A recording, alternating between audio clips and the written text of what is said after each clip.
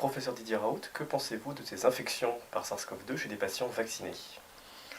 Ça montre, là aussi, je regrette de rester en cohérence avec moi-même, mais globalement, pour tous ces vaccins à ARN, si vous voulez, il y a guère de magie. Hein, donc, c'est des vaccins qui mutent beaucoup, donc ils se créent sans arrêt des nouvelles, des quasi-espèces, ils se créent sans arrêt des variants, si vous voulez. Et donc, on n'est pas surpris de voir qu'il y ait des variants qui résistent. Et en plus, ces vaccins sont des vaccins qui n'ont pas une efficacité considérable en fonction du variant. Ils ont un taux de protection réel qui est entre 60 et 80%. Donc ce qui se passe, et ça je le regrette, c'est qu'on vit trop au rythme du journalisme qui est une information par heure. Maintenant, avant c'était par jour, maintenant c'est par heure. Il y a une nouvelle information qui est plus ou moins vérifiée, puis un nouvel espoir et un nouveau désespoir. Et la médecine n'est pas comme ça, et les épidémies ne sont pas comme ça. Ça nécessite d'avoir un peu de calme et d'avoir des données d'observation avant d'avoir des conclusions. Là, les données d'observation qu'on voit, c'est, on dit, regardez, les Anglais sont le modèle. Moi, j'avais un peu de doute par prévention, parce que les plus grosses bêtises qui ont été faites pendant cette épidémie ont été faites par les Anglais. Et comme c'est le modèle de tout le monde, on a beaucoup suivi les bêtises des Anglais, et ce qui amène à faire qu'il est vraisemblable que la mortalité la plus élevée dans le monde a été celle de Londres, qui était le phare de la recherche médicale, où on trouve le Lancet, Nature, etc. C'est une question d'ailleurs qu'il faudra bien se poser, et on le voit bien, c'est-à-dire qu'il y a une distorsion de l'information dans les journaux anglais qui amène à faire que c'est eux qui en sont les premières victimes. Donc là où il y a le plus de victimes, c'est là globalement où il y avait le plus de journaux scientifiques, le plus de moyens financiers pour, pour les soins, le plus de corruption et le plus d'industrie pharmaceutique. C'est là, donc c'est une espèce de paradoxe, ça montre qu'il y a un paradoxe au fait que c'est devenu un inconvénient d'être celui qu'on pensait être le leader. C'est quelque chose qui nous amènera à réfléchir. Donc j'ai vu récemment, et vous verrez la vidéo, une courbe de correspondance entre le degré de la corruption évalué dans les pays les plus riches et la mortalité pour Covid, et vous verrez qu'il y a des corrélations qui sont très claires. Le pays le moins corrompu, c'est le Danemark, et c'est un des pays qui a le mieux géré. Ils n'ont pas d'industrie, ils n'ont pas et ils ont des règles de fonctionnement qui empêchent que ça dérive complètement. Donc il y a un vrai point. Donc là, comme d'habitude, on a dit c'est les Anglais qui savent le mieux faire. Regardez, ils ont fait un vaccin extraordinaire. Je ne sais pas qui c'est qui voudra encore bientôt du vaccin AstraZeneca, comme l'histoire du Remdesivir, c'est une espèce d'acmé où ils ont réussi à en vendre 1 milliard la veille du jour où on disait que ça ne servait à rien. Enfin, là, on voit que les Anglais ont dit regardez, c'est merveilleux, eux qui savent faire, qui ont vacciné à tour de bras, l'épidémie s'écroule, mais actuellement, le nombre de cas quotidiens, il est équivalent au celui du cœur de l'épidémie en novembre. Hein.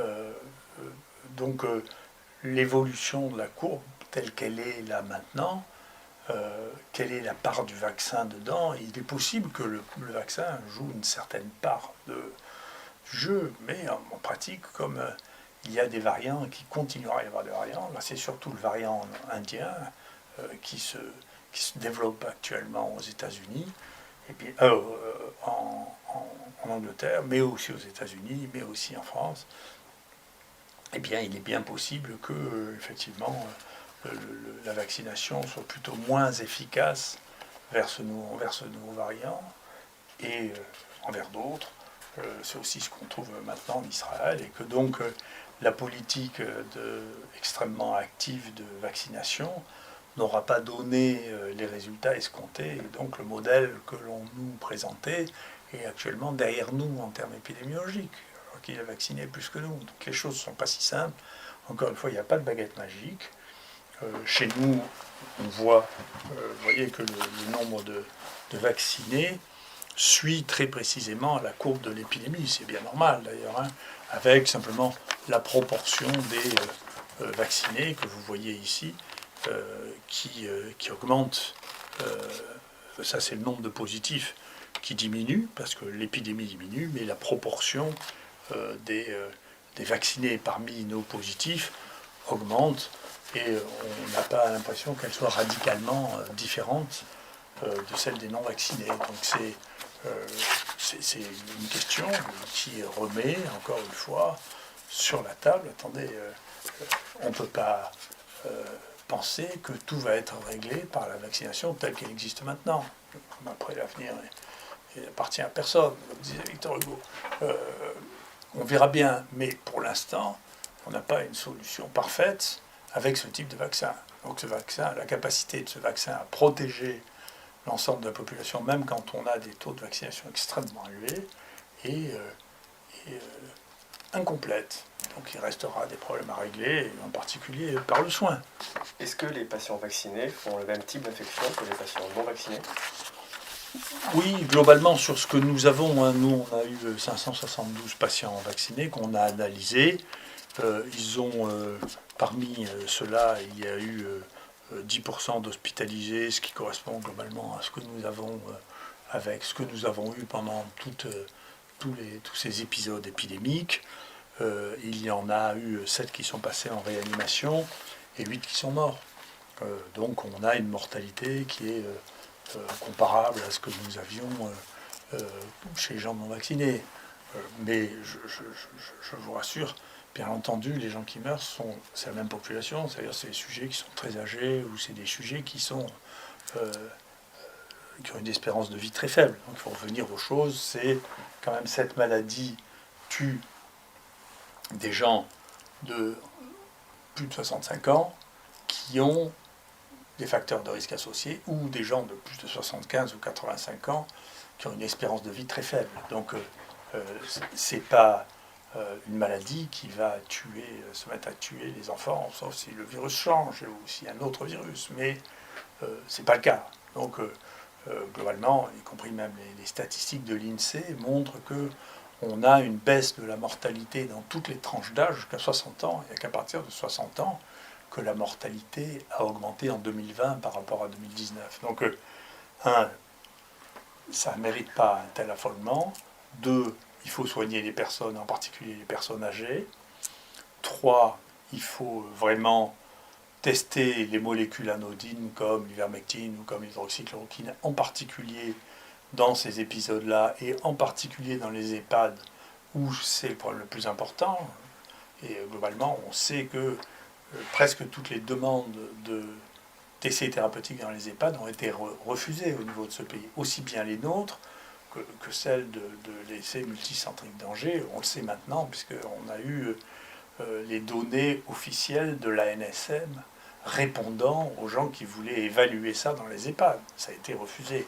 Donc la population la plus à risque, c'est celle-là. Si vous voulez vraiment diminuer la mortalité, il faut se préoccuper de cette population avec des médicaments connus, sans risque, pour pouvoir les traiter et baisser la mortalité. Voilà. Est-ce que les variants sont tous aussi sensibles au vaccin et est-ce que les personnes porteurs vaccinées sont contagieuses ?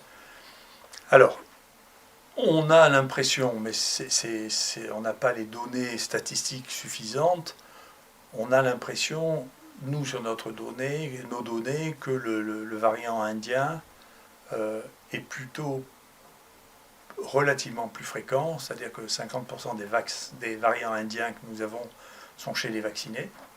On voit qu'en Angleterre ou en Israël, c'est comme ça que ça se passe, mais pour l'instant, nos données chiffrées, ne nous permettent pas, il n'y a pas suffisamment de cas, pour pouvoir faire des statistiques qui démontrent qu'il y a un risque relatif plus important avec le variant indien qu'avec les autres. Ensuite, il faut remettre les choses au point, parce qu'il y a des journaux, en particulier un journal du soir qui est spécialisé dans l'information parallèle. Les patients porteurs du virus et pas malades sont aussi contagieux que les autres. Donc ils ont du virus cultivable, et donc la proportion de virus cultivable chez les gens qui sont asymptomatiques est la même que ceux qui sont symptomatiques et la même que ceux qui sont vaccinés et porteurs du virus. D'accord ? Donc le reste, c'est des opinions, parce que personne au monde n'a cultivé autant de virus que nous. Donc, il y a 3000 souches isolées, personne n'a ça. Donc on est seul à pouvoir faire des statistiques, les autres font des déductions. D'accord ? Et le fait de ne pas savoir faire pousser les virus, en particulier si on garde les cellules dans des conditions toxiques, ce que font beaucoup de laboratoires qui ne se sont pas spécialisés dans la culture de ce virus à partir des échantillons humains, ne peuvent pas garder les cellules pendant plus de 7 jours, et donc les cultures un peu plus lentes, ils passent à côté. Donc quand il y a peu de virus, il faut être capable de garder les cellules pendant 15 jours pour les détecter. Il faut qu'il y ait énormément de virus pour pouvoir les détecter dans les 7 premiers jours. Donc les gens qui ne savent pas ça, mais ça c'est de la science, c'est pas de la communication journalistique, c'est de la science. La science, on ne peut pas dire que quelqu'un qui est porteur dans l'appareil respiratoire haut, la bouche, le nez, de virus, n'est pas contagieux. Je ne peux pas dire ça, c'est une fantaisie. Voilà. En tout cas, ça cultive très bien, et donc ça cultive aussi bien que quand vous êtes symptomatique, et ça cultive aussi bien que quand vous avez été vacciné, et probablement on est en train d'étudier ça chez les gens qui sont porteurs avec les anticorps. Ça cultive probablement aussi bien quand ils ont des anticorps que quand ils n'ont pas d'anticorps. Voilà. Donc, quand vous trouvez du virus par PCR, en pratique, la culture virale est proportionnée à la charge virale, qu'on traduit, nous, par une abréviation qui s'appelle CT. Et donc, si vous êtes en dessous de 34 CT, ça veut dire qu'il y a du virus vivant. Merci beaucoup.